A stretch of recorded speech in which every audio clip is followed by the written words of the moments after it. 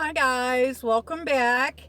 I'm going to be doing lesson 29 in the workbook. Well, we'll be doing it together. So I'm going to start this out with turning it over to the Holy Spirit. Let's do this. So, I am here only to be truly helpful. I'm here to represent him who sent me. I do not have to worry about what to say or what to do because he who sent me will direct me.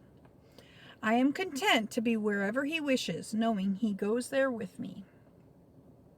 I will be healed as I let him teach me to heal. So we've turned it over to the Holy Spirit. It's all in his hands now. I'm not in charge. You're not in charge. We're not in charge. It is the Holy Spirit's. So, lesson 29. God is everything I see. The idea for today explains why you can see all purpose in everything. It explains why nothing is separate by itself or in itself, and explains why nothing you see means anything. In fact, it explains every idea we have used thus far, and all the subsequent ones as well. Today's idea is the whole basis for vision. You will probably find this idea very difficult to grasp at this point. You may find it silly, irreverent, senseless, funny, or even objectionable. Certainly, God is not in a table. For example, as you see it. Yet, we emphasized yesterday that a table shares the purpose of the universe. And what shares the purpose of the universe shares the purpose of its creator. Try then today to begin to learn how to look on all things with love, appreciation, and open-mindedness. You do not see them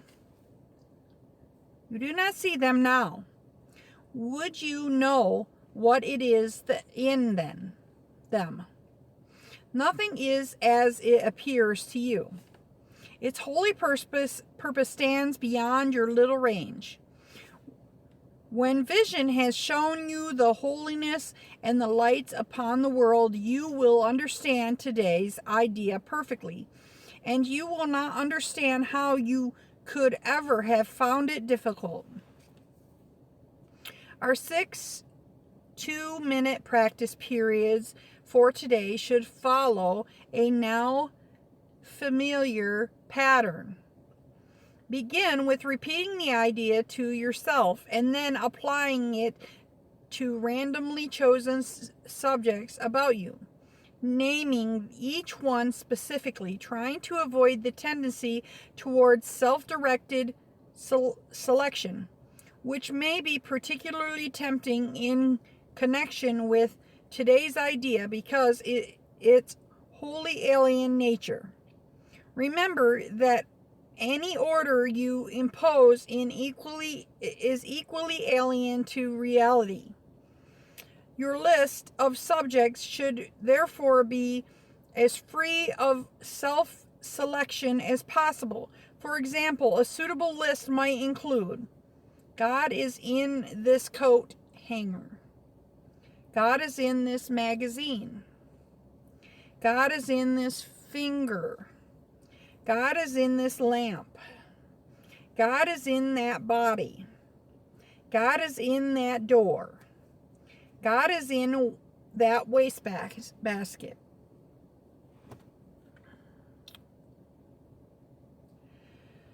So, this is actually something that I would tell my children all the time. That God is in everything. The love of the universe is in everything. Every single last thing. This world that we've made up in our mind still, even though it's a dream world, it still has love in it. And I mean, when I first started out, I read a lot of books on relating to what, I can't remember the name of the author, but he was and I wish I remember now, but he was a scientist, and he did scientific research on, like putting positive energy into things. And it turned out, like if he said good things to things, then they on the molecular level, they would be more, they would be beautiful on the molecular level. And if he said, like, screamed at them, they would be, kind of, or got mad at him or said negative things. I don't mean to, like, make this stuff real by saying that. I'm just saying that in this dream world, God is everywhere. He's everywhere. His love is everywhere in everything. Okay? Even in our split minds, God is in our split minds. God is everywhere. And sometimes we just see a book and we don't recognize that even though this book is really this book is meaningless, it also has God's energy. It has love in it, and love in everything, even the most inanimate objects. There's love in everything. And I'm sure Course in Miracles people can relate to that there's love in every single last thing in this universe. God is everywhere. He's everywhere and always, and never ending and infinite. So he is in this dream. That is how you have heard, like Catholic people, they might have, the Virgin Mary might start crying or crying blood or something. That is how the Holy Spirit manifests itself in the dream. Or people might see angels. That is how the Holy Spirit best manifests itself for them in the dream world. So, although I'm sure if you've gotten to this point, you realize that there are mystical things that happen. They are, love is everywhere. I'm sure you've probably gotten to that point. This is not a hard idea for me to conceive, At one time I met a Satanist. And the Satanist was telling me that, that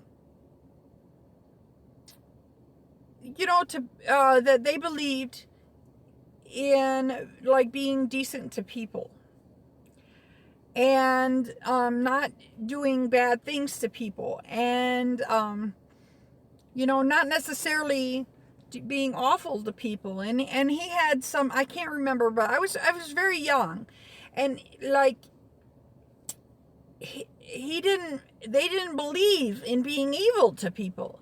You would think that's what a Satanist believes in. But they kind of looked at Satan almost like we look at God, and I felt like, even though they say the word Satan instead of God, that doesn't necessarily mean they're down a bad path.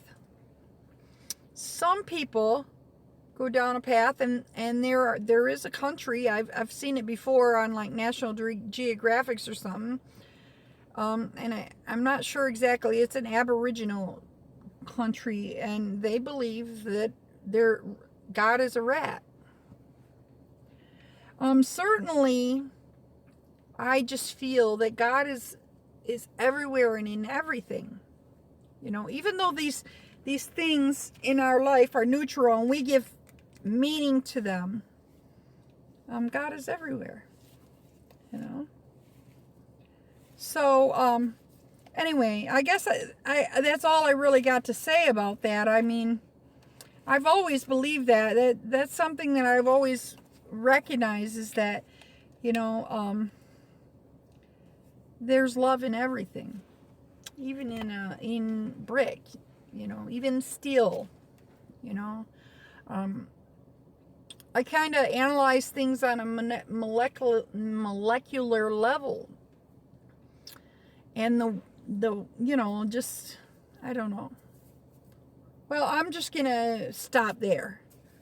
So maybe someday I'll do a molecular level type lesson. That's really making things real, but you know, some people like a logical explanation and scientific. If you look at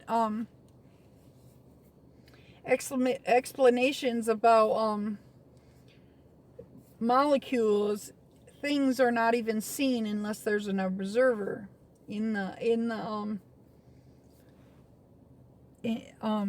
According to the you know, according to the scientists. So